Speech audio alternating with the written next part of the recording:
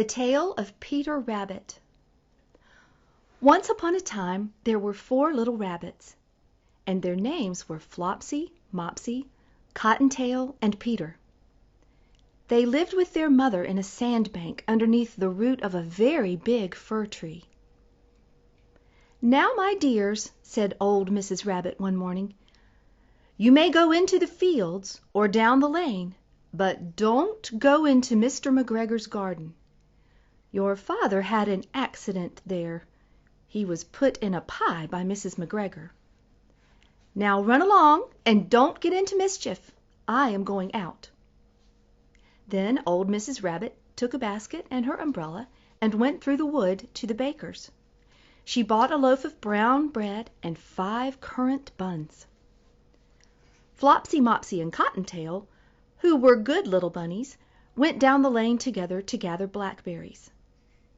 But Peter, who was very naughty, ran straight away to Mr. McGregor's garden and squeezed under the gate.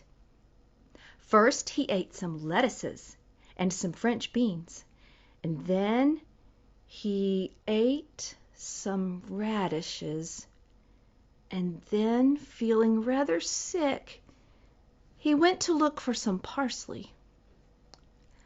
But round the end of a cucumber frame, whom should he meet but Mr. McGregor! Mr. McGregor was on his hands and knees planting out young cabbages, but he jumped up and ran after Peter, waving a rake and calling out, "Stop, thief!" Peter was most dreadfully frightened.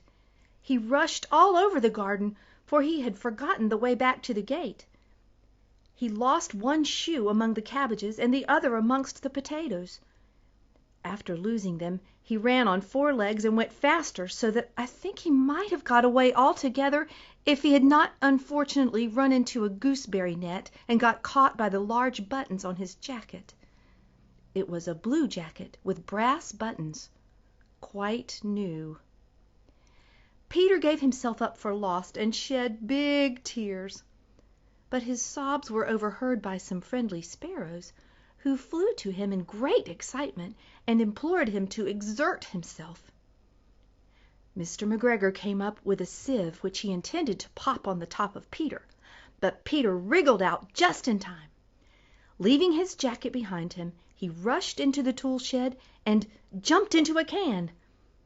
It would have been a beautiful thing to hide in if it had not had so much water in it.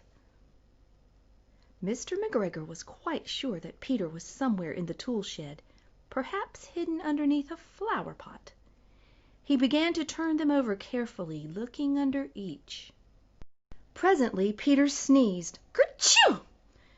Mr. McGregor was after him in no time and tried to put his foot upon Peter, who jumped out of a window, upsetting 3 plants. Peter sat down to rest. He was out of breath and trembling with fright, and he had not the least idea which way to go. Also, he was very damp with sitting in that can. After a time he began to wander about, going lippity-lippity, not very fast, and looking all around. He found a door in a wall, but it was locked, and there was no room for a fat little rabbit to squeeze underneath. An old mouse was running in and out over the stone doorstep, carrying peas and beans to her family in the wood. Peter asked her the way to the gate, but she had such a large pea in her mouth she could not answer. She only shook her head at him. Peter began to cry. Then he tried to find his way straight across the garden, but he became more and more puzzled. Presently he came to a pond where Mr. McGregor filled his water cans. A white cat was staring at some goldfish.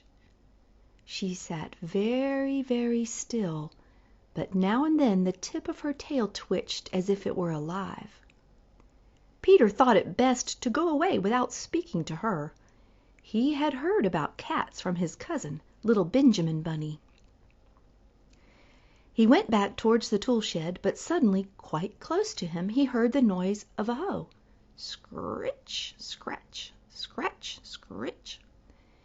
Peter scuttered underneath the bushes, but presently, as nothing happened, he came out, and climbed upon a wheelbarrow and peeped over. The first thing he saw was Mr. McGregor hoeing onions. His back was turned towards Peter, and beyond him was the gate. Peter got down very quietly off the wheelbarrow and started running as fast as he could go along a straight walk behind some black currant bushes. Mr. McGregor caught sight of him at the corner, but Peter did not care. He slipped underneath the gate and was safe at last in the wood outside the garden. Mr. McGregor hung up the little jacket and the shoes for a scarecrow to frighten the blackbirds. Peter never stopped running or looked behind him till he got home to the big fir tree. He was so tired that he flopped down upon the nice soft sand on the floor of the rabbit hole and shut his eyes. His mother was busy cooking. She wondered what he had done with his clothes. It was the second little jacket and pair of shoes that Peter had lost in a fortnight. I am sorry to say that Peter was not very well during the evening. His mother put him to bed and made some chamomile tea, and she gave a dose of it to Peter. 1 teaspoonful to be taken at bedtime. But Flopsy, Mopsy, and Cottontail had bread and milk and blackberries for supper. This has been an Augusta State University audio text. All rights reserved. Copyright 2009. Thanks for listening.